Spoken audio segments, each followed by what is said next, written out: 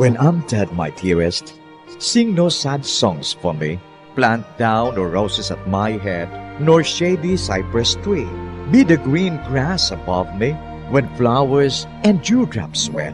And if you will remember, and if you will forget, recuerdos, mga handumanan, ngaging kalimtan, apang nagapanagilot sa kaisipan. Agud puhiun ang mga hitabo, agud liwat, nga magpatyag sang kami nga ukon. Kalipan, recuerdos sa kasaysayan. Ang pangako.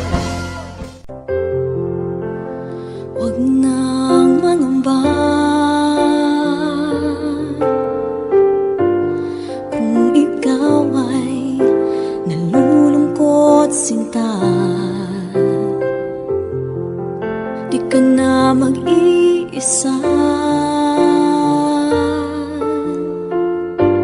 Sasamahan ka sa hirap at saya.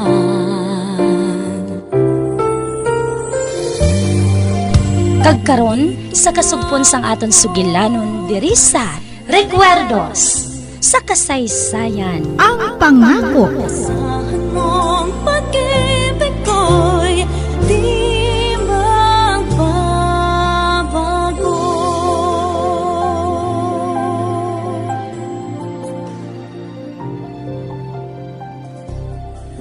Makuha ko sang abogado. Dalon ko siya dire. Kaya ihambal ko sa iya ang imugin buhat.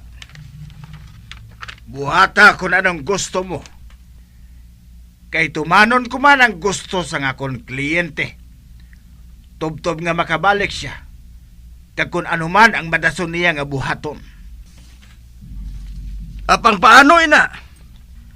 Nga kagintugtan sa iya doktor nga makahalin siya.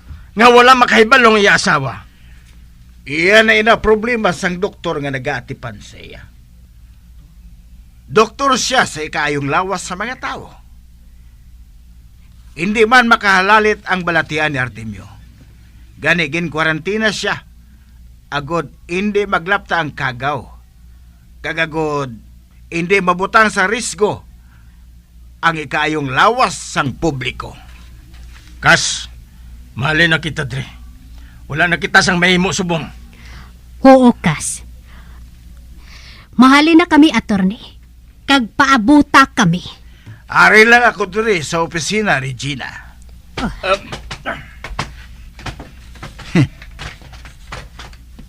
Ato na sila. Maayo lang. Kaya ginbago ni Artemio ang iya katapusan nga panagubilin. Sang wala pa siya madula. Nakahibalo ako. Nga si Regina, amo ang masubuli sang shop. Apang, nakahimo man sang paagi si Artemio nga mahigta ng kamot ni Regina nga makaangkon sang matarong sa shop. Tub-tub hindi masiguro nga patay na si Artemio. Ang shop magapabilin nga sirado.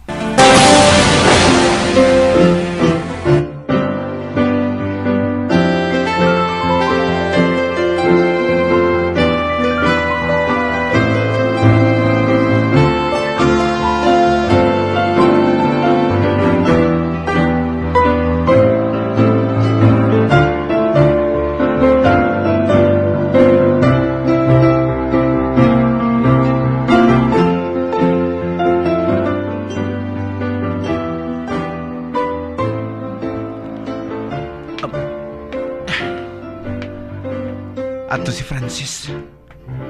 Nakita ko siya nga nagapungko sa bench ng garden ni attorney. Bah, naghibi siya. Palapitan ko siya. Francis? Ba, ikaw ulit dyan, Dro? Nga naghibi ka? Ba, wala ako nagahibi. Kag nga mahibi ako. Ay, luwain na sang kalipay. Bangod buwas, kaslo na kita. Kag mapauli na kita sa aton balay. Sugari ako sa matuod. kung nagahinulsol ka nga magpakasal sa akon. May panahon pa para nga mag-isol ka, Francis. Hindi ako magpugong pag unang matuod. Hindi ba na ko bagay nga manginbana mo? Jandro, ano ba lang nga sugilanon, ina? Ginakalang ko nga mag-abot ang adlaw sang aton kasal. Kaya di na ako makahulat pa. Ay, nagaibi ako. Bakit wala pa ako makabalita. Kundi nang akon amay. Buhi siya. Apang ini makatambong sa labing malipayon nga adlaw sang akon kabuhi. Luya ko nga siyang madulong sa akon pakadto sa altar. Apang nagsiling si attorney nga buhi siya. Apang hindi ako magsalig sang tungan. Ang buot silingon, hindi na siya mag-ayo pa. Luya ko nga makita niya. Nga natuman ko nang ginpangako ko sa iya. Gintuman kong ginsiling niya nga mangita ko sang lalaki nga magapalangga kag handa nga magpangapin sa akon. Bangod nga wala siya nga makabuhat sila para sa akon. Luya ko nga makita kaniya, Jandro. Ikaw ang ginpangako ko sa iya. Apang buwas, hindi siya makaabot. Kag ayhan, hindi na tubtubsan o.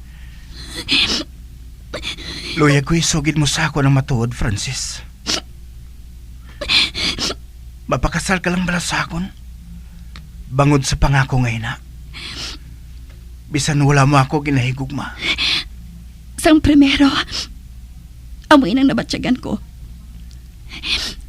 Luya ko nga kalimtan ang akon pangako sa iya. Bago ng dumdum ko, hindi na ako maghigugma liwat. Pareho sang akon paghigugma kay Martin. Si Martin nga akon boyfriend, nga ginhigugma ko. Kag ginahigugma man niya ako. Apang napatay siya sa inaway. Kanagin pangako ko. Nagpangako ako sa kaugalingon ko. Hindi na ako maghigugma liwat. Apang sa nakilala ko na ikaw, nabatsyagan ko nga ginahigugma ko ikaw. Sobra pa sa akong paghigugma kay Martin. Ginhigugma ko ikaw, Jandro. Sang una ko ikaw nga makita. Kaghigugmaon ko ikaw. Amoy ng pangako ko sa imo.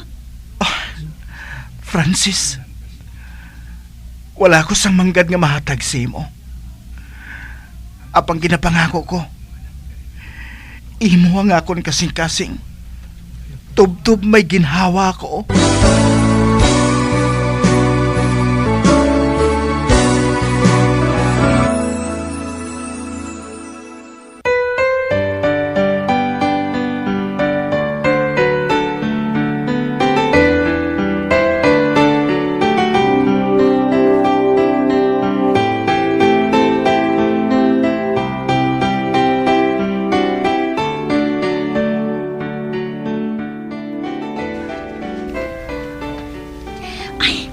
Jandro, anong masaling mo sa aton bago nga puloy-an? Wala na ako sang isaway pa. Naplastar ninyo sang ako niloy ang bugos nga balay. Ang garden ay han, sa baraso na lang ina. Nagsiring si Gabriel, nga sila nang bahala sina. Ay, kanami sa mga utod mo, no? Mapisan, kag matinahuron. Salamat, Francis. Nalipay ako nga naluyagan mo man sila. Sige masaka ako sa ibabaw. Iplastar ko ang mga groceries agin pamakal ni Hilda. Sige. Kaya masunod lang ako sa imo. Okay. Bah, Anika, nga bala ko doon nabatsyagan ko. Nga doon may nagapanilag sa amon. Mabalikin ako sa hinali. Dira sa guba nga balay. Bah, may lalaki nga nagatulok diri.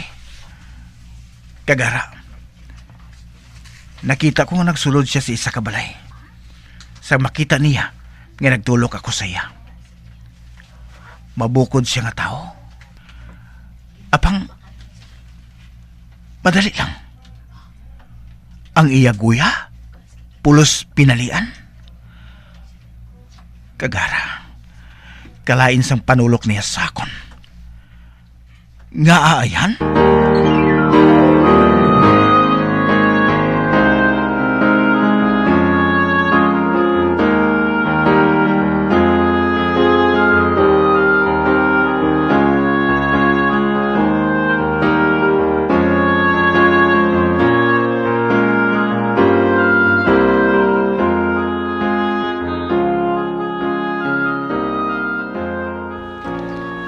Was ng kasal ni Andrew kag ni Francis. Matambong ka bala, Regina? Oo, Kas. Amo lang inang paagi. Nga makaatubang ako kay Francis sang tamparanay.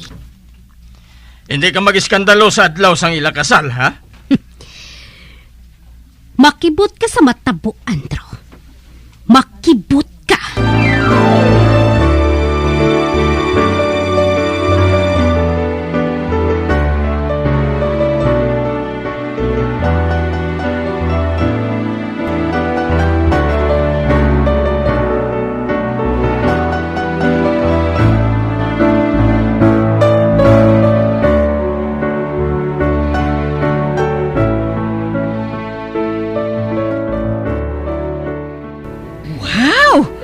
Manggagwapo sa inyo, anak.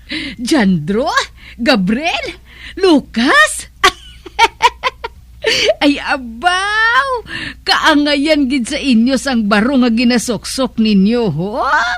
Wow, katahom-tahom gid sa inyo. O ti ano, malakat na kita? Malakat na kita, Nay. Oh, dali na kamo. Kaya basi ko nagahulat na sila sa aton sa simbahan.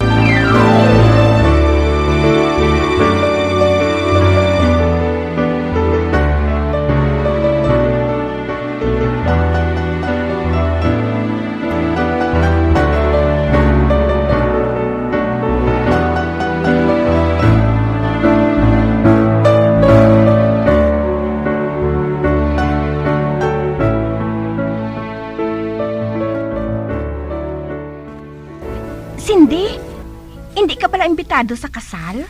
Hindi. Basi kung sayaan ako ni Francis kung imbitaron ako ni Jandro sa ila kasal. Kung amo, dire ka na lang sa restaurant maghulat sang balita. Ho, may ginahulat ako nga balita, Nona. Manabatian ko kay Regina nga iloy ni Francis nga may matabo nga malain sa adlaw nga ini. Ha? Anong matabo? Maghulat ka lang. Apang hindi ini makapaayo kay Francis.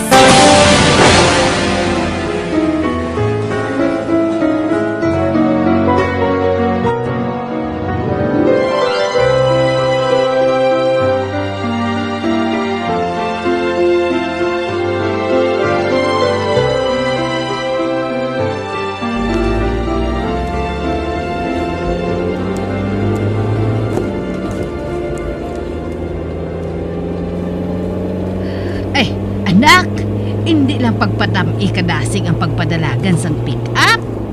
Oo, Nay. Oh, bah. Sa unahan, may van nga itong nga naghanda naman nga maglakad. Malapit na lang kami.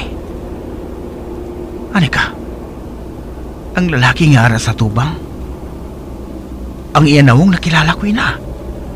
Hindi. Amoy na isang lalaki nga nakita ko nga nag-i-star sa dason nga balay dito sa amon. Ang lalaki nga maitom kag may pinalian sa guya. Hindi. Dumay malain siya nga tuyo. Kagara, daw nagaan siya nga bungkuan kami. Padasigol ko po padalagan sa salakyan. Parehos ni. Anak! Ara, nagtupong na kami sa van. Kag naghahanda naman siya sa magbunggo sa hamon. Paluparong kong salakyan ngayon eh. Uyak ka mo! Bungguan ka sang ito sa salakyan mo! Oh, Diyos ko! Ano ini? Diyos ko, tabagi man kami ay! Mga patrol car! Kaya ginapadulog nila kita. Ang van! Naglikaw sa lain nga dalan dyan, Dro! Padulogin ko ng salakyan. Bah, sanday Sarento ina. Jandro, ano natabo ha? Sarento, ginhandom kami nga bungguan sang van nga to. Apang wala siya makalambot sa hamon. Pero nasa gaira niya ang buli sa auto. Mo pala. Sige.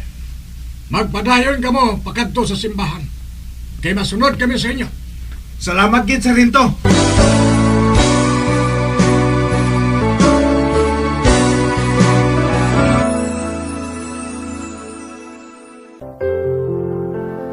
Huwag nang mangamba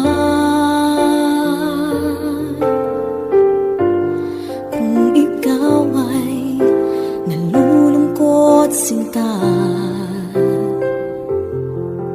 Di ka na mag-iisa. Sasamahan ka sa hirap at saya. Mga abyan, sundan ninyo sa pagpamati ang kasugpon sang aton sugilanon diri sa Recuerdos sa kasaysayan. Ang pangako. Ginsulat kag sa direksyon ni Elizabeth Batiduan Navarro. Bombo Radio Philippines. Patuloy na #1 sa drama. Fast Paradyo! Bombo!